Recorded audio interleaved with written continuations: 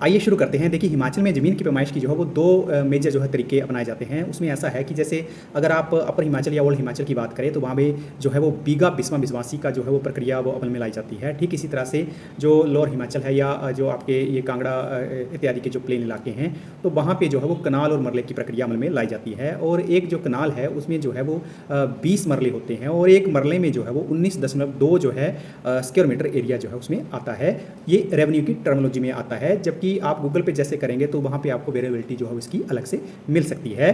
ठीक इसी तरह से अगर आप एक बिस्बे की बात करें तो जैसे अगर एक जनरल सी बात करें तो जैसे 10 जो बिस्बे होते हैं उसकी एक कनाल बन जाती है अगर आप बिस्बे का कनाल के साथ मेजरमेंट करेंगे तो ये सब चीज़ें हैं। लेकिन इन सारी फरमाइशों में जो है वो एक मैथमेटिकल कैलकुलेशन भी बड़ी अमल में लाई जाती है, जो कि रेवेन्यू अधिकारी जो होते हैं उसको अमल में लाते हैं। और बहुत सारे लोगों का ये प्रश्न रहता है कि आप ये बताएं कि किस तरह से जो है वो अपनी ज़मीन का जो है हम एरिया निकाल सकते हैं और किस तरह से हम जो है वो अक्स मुसाबी या अक्स मुमी को देखकर जो है वो अपना एरिया की मोटी मोटी कैलकुलेशन कर सकते हैं। तो अधिकारी किस तरह से इसकी कैलकुलेशन करते हैं, वो सारी चीज़ें जो हैं वो एक रेवेन्यू जो एक ट्रेनिंग होती है उसमें सारी आती हैं।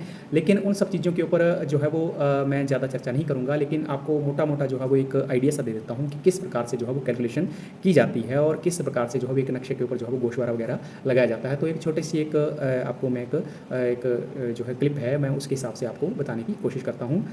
मेरा नाम है नवीन और मैं इस तरह की वीडियो आपके साथ लेके आ रहा हूँ और आपने मेरा हिमाचल टीवी ये चैनल है और इस यूट्यूब चैनल को आपने जो है वो ज़रूर सब्सक्राइब करना है। मैं भविष्य में आपको इस तरह की जानकारियाँ ज़रूर लेके आऊँगा। और चलिए आज का वीडियो शुरू करते हैं। तो बताता हूँ थोड़ा सा आपको रेवेन्यू की पैमाइश के बारे में। देखिए, ये एक अक्स मुसाबी का एक प्रिंट है जिसमें मैं कोशिश करूँगा आपको थोड़ा सा बताने की।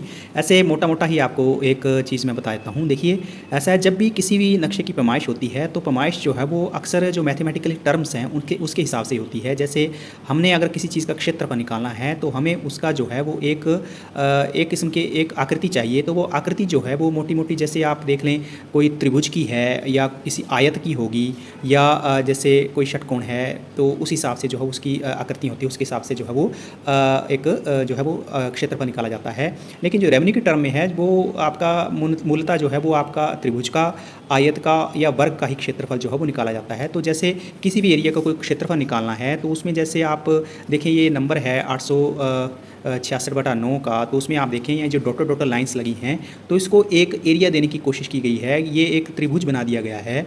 और ठीक इसी तरह से अगर कोई जैसे टेढ़ा मेढ़ा खेत है तो वहाँ पे त्रिभुज के हिसाब से या कोई कहीं कोई आयत बन सकती है तो उस हिसाब से जो है वो डॉटेड लाइन्स लगा दी जाती हैं, तो उसके हिसाब से जो है वो उसका एरिया निकाला जाता है। और इन सब चीज़ों में जो है वो फार्मूलाज जो है मैथमेटिकली इंप्लीमेंट होते हैं। और ये जो प्रक्रिया है ये जो बंदोबस्त के समय से जो जब अक्स मुसाबी का जो निर्माण होता है तो उस हिसाब से इसकी पैमाइश जो है की जाती है।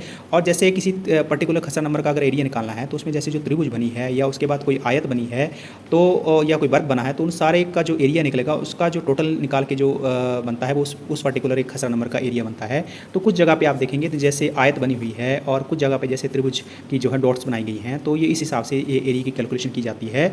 और अक्सर आजकल जो है वो जैसे ऑटोकैड या अक्सर आप देखें बहुत सारी जगहों में जो है वो साइंटिफिक चीज़ें आ गई हैं जिसके हिसाब से एरिया की जो है मेजरमेंट की जाती है।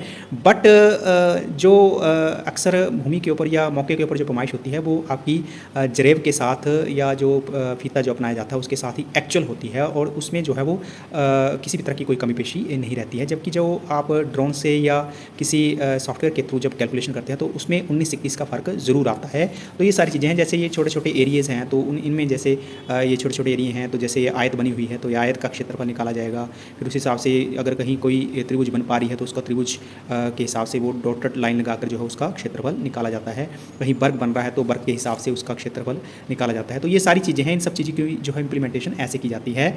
और ये जो सारी चीज़ें हैं इसमें बहुत ही ये बारीकी काम है। और इसमें एक बड़ी मेजर चीज़ जो ये होती है कि जो पैमाना लगाया जाता है वो अक्सर रेवेन्यू में जो है 3 पैमाने लगाए जाते हैं। तो उसमें जो है वो जैसे अगर मूलतः एक पैमाने की बात करें तो वो पैमाने का हिसाब जो है वो 10 मीटर प्रति सेंटीमीटर के हिसाब से रखा जाता है। और जो पैमाना होता है वो इसमें एक स्पेशलाइज ब्रास का एक पैमाना होता है जो स्पेशली रेवेन्यू टर्म्स के लिए इस्तेमाल में लाया जाता है और उसी के हिसाब से जो है मौके के ऊपर पैमाइश होती है। तो ये सारी चीज़ें हैं।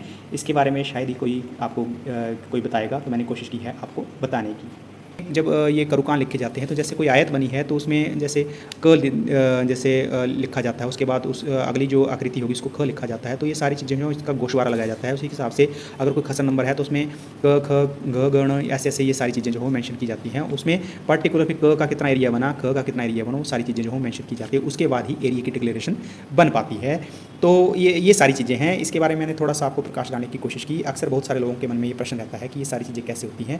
तो ये इसके ऊपर मैं आपको एक किसी खसर नंबर का जो डिटेल में एक एरिया निकलवा के जो है वो ज़रूर बताऊँगा, और उस हिसाब से आपकी जो है वो कोशिश रहेगी कि आपको भी उन सब चीज़ों का पता चल पाएगा। तो ये थी जानकारी। अगर आपको ये जानकारी अच्छी लगी होगी तो आपने ज़रूर वीडियो को शेयर करना है।